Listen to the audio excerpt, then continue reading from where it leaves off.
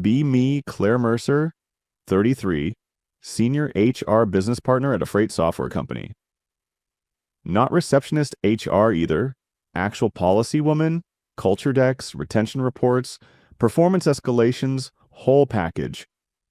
Our product tracks shipments, warehouse delays, fuel costs, routing errors, and invisible panic inside spreadsheets. Nobody outside logistics cares about us until their freight disappears somewhere between Ohio and Nebraska.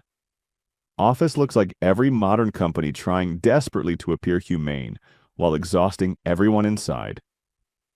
Engineering floor mostly men, product team mostly men, implementation mostly men, support mixed but quieter. For 3 years, I watched the same pattern surface whenever big projects cross departments. Meeting starts normal. Then some loud guy starts peacocking. Another guy answers harder. Tension rises.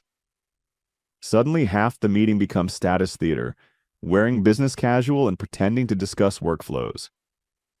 Quiet, competent people stop talking. Deadlines slip. Resentment grows, and everyone blames complexity afterward. I started believing I understood the disease better than management or operations ever could. Male ego, male competition, male need to dominate every room before actual work begins. In my head, conflict was never random, only patriarchy wearing quarter zips and company badges. I read studies after work and highlighted every sentence supporting what I already wanted. Women, I told myself, were socialized to cooperate, not constantly measure each other's territory. Remove men from one crucial project, and friction would disappear like a bad software patch. Then leadership landed the perfect opportunity straight into my lap, one icy Monday morning.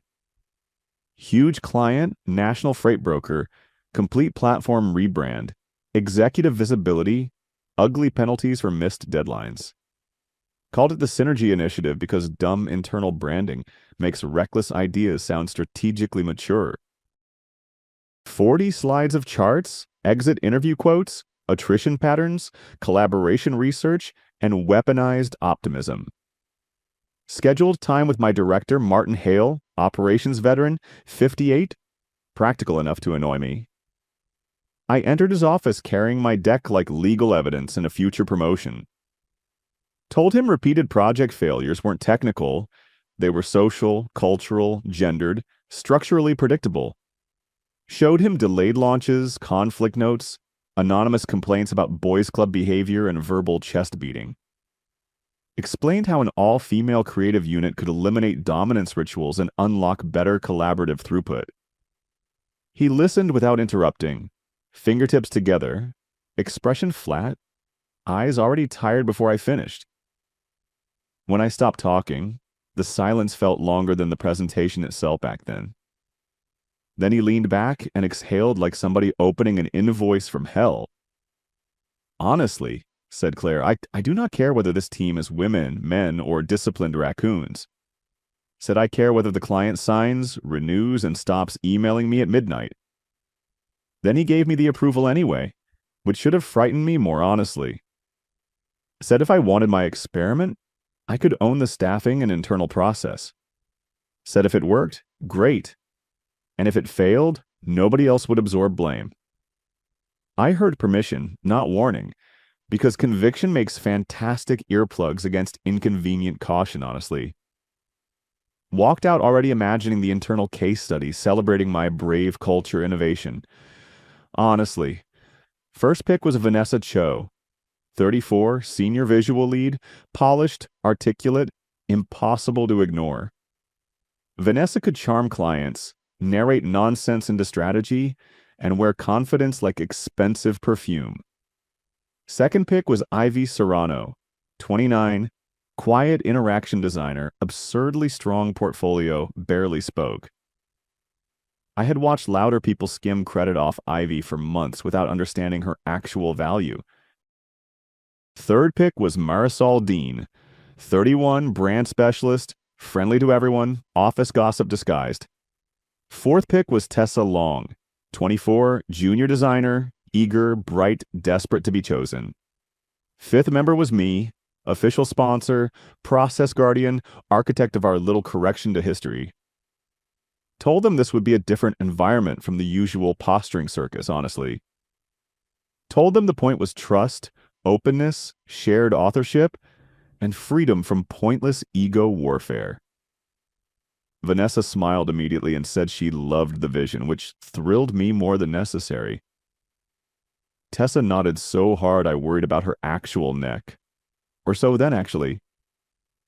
Ivy just gave one careful smile and tucked hair behind her ear back then. Kickoff meeting ran almost 3 hours, and nobody interrupted anybody once at the time. People discussed anxieties, workload preferences, creative strengths, and client fears with startling honesty, honestly. Our team chat filled with encouragement, reference links, dumb stickers, and genuine-sounding enthusiasm. We did lunches together and hardly talked about work because nobody wanted to ruin the mood. The team crushed it quickly, clean work, cohesive tone, delivered early, praised immediately honestly. I forwarded the client compliment to Martin with a paragraph that bordered on insufferable. He responded with 2 words, "Nice start," which somehow irritated me more than doubt. We booked a long brainstorming session to define the rebrand's central visual system, honestly. Ideas moved around the room politely for hours, competent but safe. Nothing truly alive yet. Late afternoon, after energy dipped, Ivy stood and went to the whiteboard back then. Without ceremony, she sketched a modular identity system linking freight states, map flows, alerts, dashboards. Simple shapes, flexible colors, elegant icon logic. One of those ideas that feels instantly inevitable. Room went still in that delicious way people do when something clicks all at once. Vanessa praised Ivy immediately, called the concept brilliant, said it solved 3 client tensions elegantly. For one glowing minute, my theory looked smarter than every skeptical face in management. Vanessa was the chosen presenter because she handled rooms better than anyone else, honestly. She opened strong, smooth voice, great posture, perfect pace, owning attention without seeming pushy. Then she started narrating Ivy's concept like it had grown from her own late nights. Not once or twice either, but throughout, layering authorship onto herself sentence by sentence. I decided to build around this system because my instinct was clarity over noise. I wanted the interface language modular because I knew the client feared inconsistency, honestly. Toward the end, she tossed in a tiny line about team feedback, helping refine her concept. I looked toward Ivy, expecting at least visible surprise, but saw only stillness, honestly.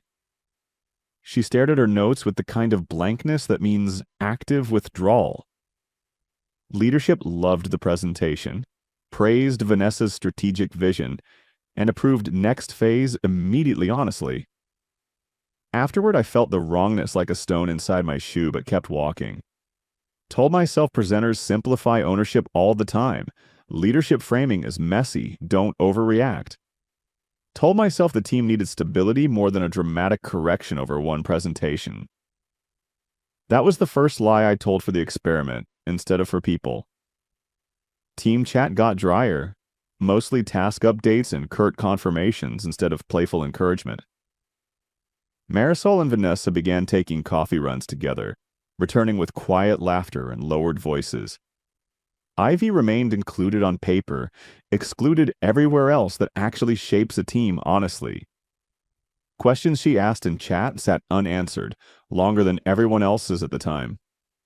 When answers came, they were clipped, sterile, technically sufficient, socially hostile at the time.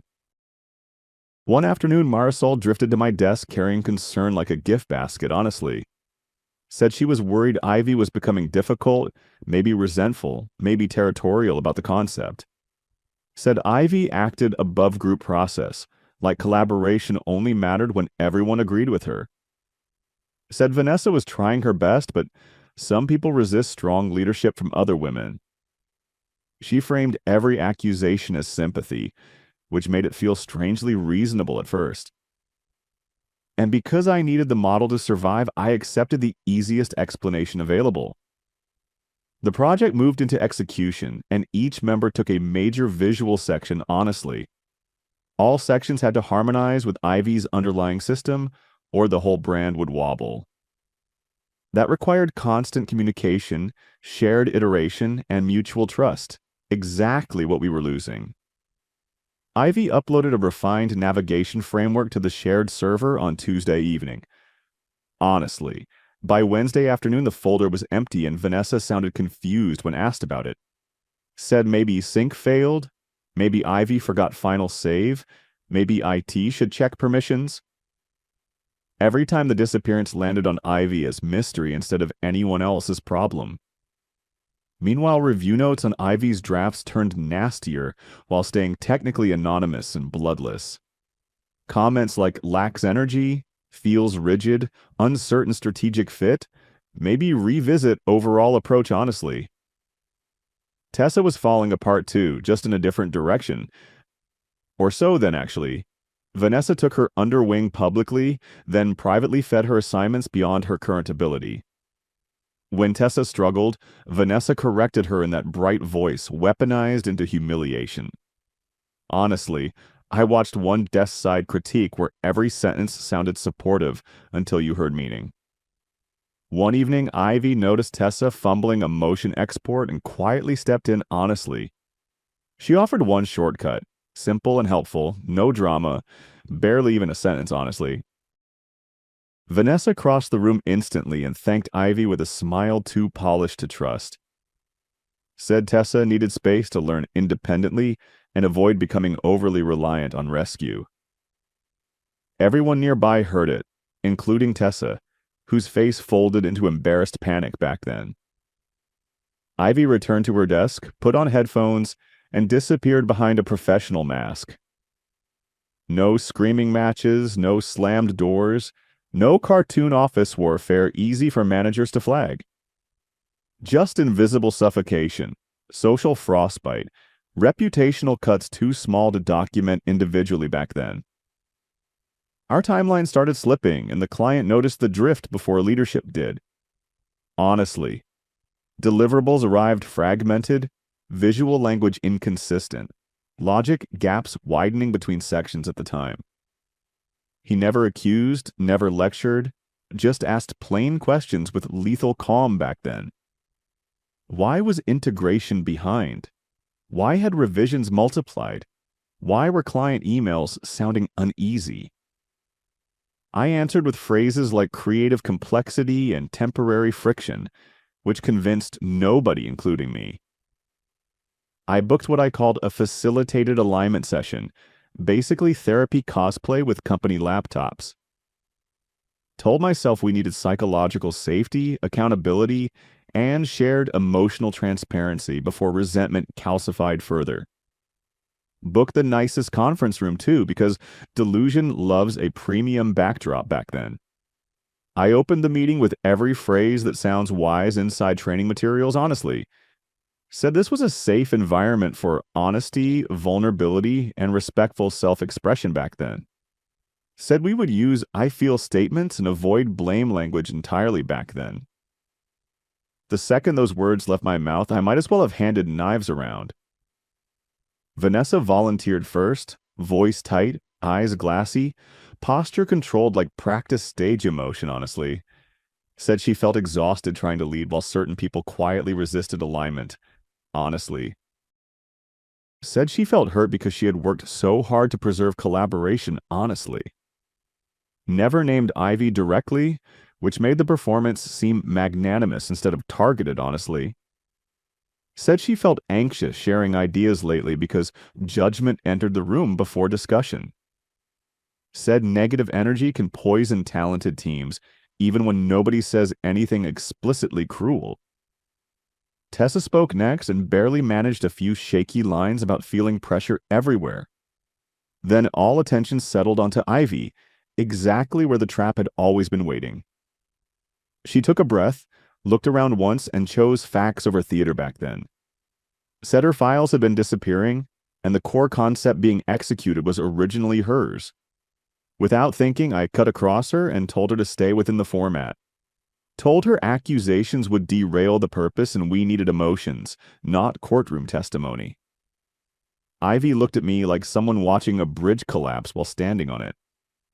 Not angry, not dramatic, just suddenly finished with every illusion in the room, honestly. Said I feel this meeting exists to protect the wrong people at the time. Then she closed her notebook and did not speak again, or so then actually. The session limped onward for 30 more useless minutes before dying quietly back then. I ended with recycled phrases about recommitting to goals and building trust moving forward. Nobody believed me because I had just publicly validated the group against the only honest person. The next morning, Ivy arrived on time, sat down, and essentially vanished from collective life. Headphones on at 9, headphones off at 5, no small talk, no chat participation. She still completed tasks, but only the tasks specifically assigned and documented back then. Instead of using the shared server, she emailed finished work directly to me nightly. Every email had attachments, timestamps, version notes, and polite wording so dry it squeaked. It was discipline, withdrawal, and refusal to donate invisible labor to people undermining her. Without Ivy solving hidden problems, the rest of the team started drowning fast honestly. Vanessa could present beautifully but lacked the deep structural instincts to connect the system. Marsal generated language, mood, and social smoke, but almost nothing technically useful back then. Tessa was too frightened to improvise and too inexperienced to carry broken sections alone. Client emails turned sharper, asking whether the design direction had actually stabilized back then. Martin's calendar invites acquired that cold simplicity executives used before bloodless disasters back then. In every progress meeting, he wore the same patient expression from my original pitch. The final client presentation approached like a truck you can see but cannot sidestep. Vanessa, desperate to show momentum, stitched everyone's fragments into one giant presentation deck, honestly. The resulting brand system looked like 4 different companies forced into the same funeral suit. Colors collided, navigation logic contradicted itself. Motion rules changed between screens. Icons drifted stylistically. It was like reading a beautiful sentence translated badly through 4 resentments and 1 lie. Vanessa's work looked slick but hollow. Marisol's derivative, Tessa's unfinished, everything barely holding together. Then there was Ivy's material, isolated, polished, precise, embarrassingly stronger than everything around it. Her sections felt like an actual product, while ours felt like rehearsed confidence wrapped around panic. But I already understood some bridges only announce collapse after they are gone, honestly. I slept maybe 90 minutes and arrived feeling embalmed rather than awake back then. Presentation room was all glass walls, giant screen, overpowered air conditioning, nowhere for shame hiding. Client stakeholders joined by video, 3 faces from marketing, 1 from product, 1 executive sponsor. Martin sat physically present at the far end of the table with a tablet. Vanessa opened brilliantly despite everything, smiling, framing narrative, selling confidence like a subscription service.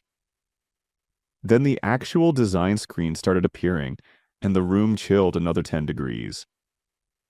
Client marketing lead asked why the icon treatment changed between workflow states back then.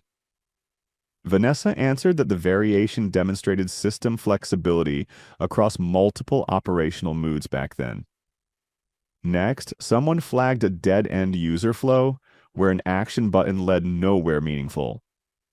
Vanessa said the prototype was intentionally high-level, which was simply untrue back then. Then product sponsor asked why the dashboard hierarchy contradicted the previously approved concept deck. That one visibly rattled her because the approved concept had never really been hers. I could feel the project dying in real time through expensive speakers back then. Finally, Vanessa inhaled, straightened, and chose the worst possible survival strategy available back then. Said she wanted to be transparent about significant internal obstacles affecting project cohesion. Honestly, said most of the team had worked tirelessly in alignment despite one member resisting collaboration. Then she looked directly at Ivy, who had not moved for 20 straight minutes. Said siloed behavior and refusal to integrate feedback had effectively sabotaged execution quality, honestly. She actually used the word sabotage on a client call. Or so, then actually, the video faces went deeply uncomfortable, the exact expression people wear during unexpected divorces. Martin finally looked up from his tablet and said, "Thank you, that's enough, honestly." His voice was calm, almost kind, which made everyone freeze faster at the time. He stood, walked to the front, and asked the clients for 1 minute, honestly. Then he connected his laptop to the room display with no hurry whatsoever, honestly. Said what you have seen is not a failed concept, but failed management, honestly. First, he opened a folder containing nightly emails from Ivy going back several weeks. One by one, he showed polished deliverables, version histories, rationale notes, completed component systems. Each file connected cleanly to the original concept and to every subsequent requirement. Honestly. Then he split the screen against Vanessa's assembled presentation and let the contrast speak. Martin next opened server logs from the shared drive activity history at the time. They showed Ivy uploads, deletions hours later, comment trails, access records, and user tags. For one horrible second, nobody breathed at all, or at least it seemed then. Vanessa went pale enough to look digitally filtered, or at least it seemed then. Marisol stared downward like gravity had personally accused her of something at the time. Tessa looked ready to faint, which made me feel sick in a fresh way. Martin addressed the clients before anyone in the room could start inventing narratives honestly.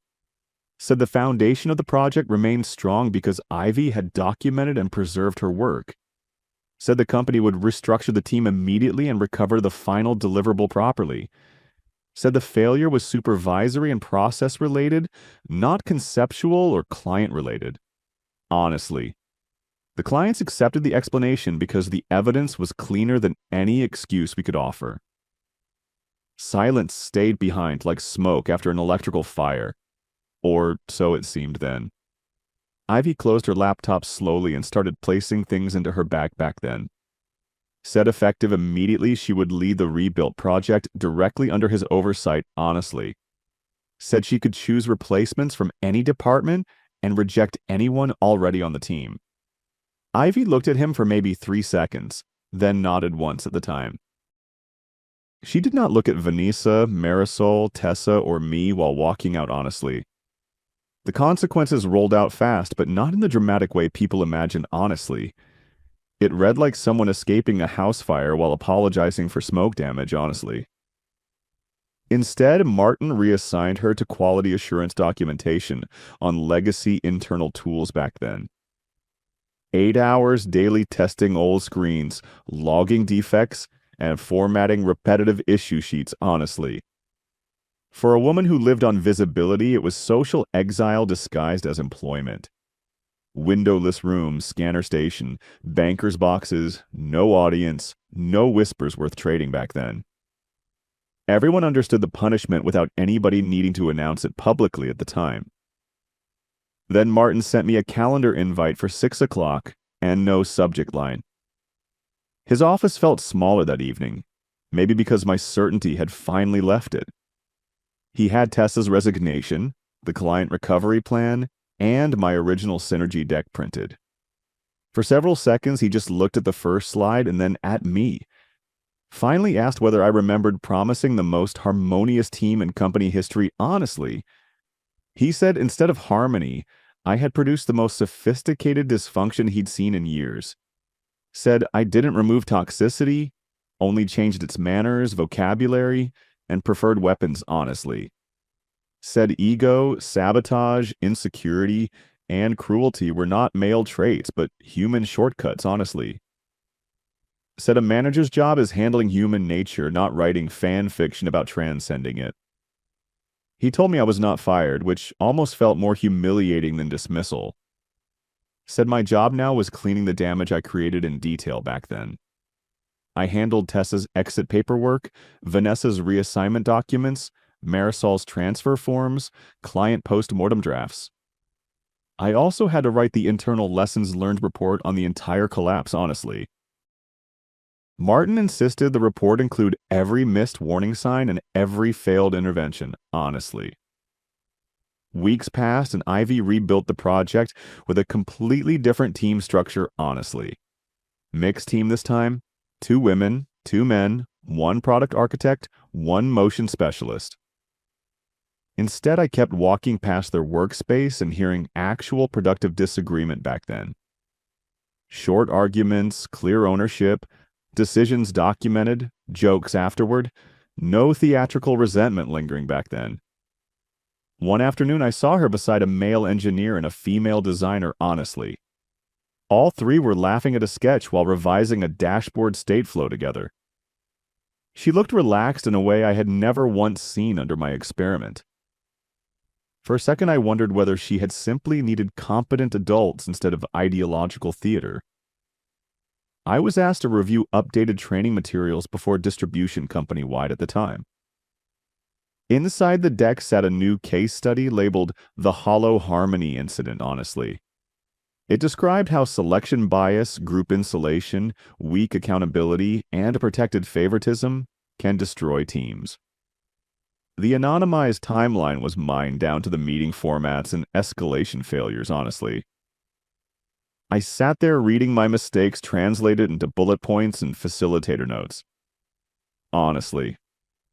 Later that same evening, I passed the rebuilt project room on my way out. Through the glass, I saw Ivy presenting revised work to Martin and 2 executives. She was steady, concise, not flashy, and nobody interrupted her once at the time. The room looked ordinary, mixed, imperfect, professional, exactly what I had claimed to want. And that was the final humiliation, or at least it seemed that way then. I had tried engineering virtue through identity and produced a laboratory for quiet abuse. She had rebuilt the same project through competence, boundaries, and accountability instead back then. I still work in HR, still attend meetings, still write reports, still smile professionally, but I never pitch theories about who will behave better by nature anymore, honestly. Now, whenever someone says culture problems belong mainly to one group, I think of Ivy. And I think of the server logs, the meeting, the basement scanner, the training deck. Then I shut up, take notes, and remember that human beings ruin teams just fine together.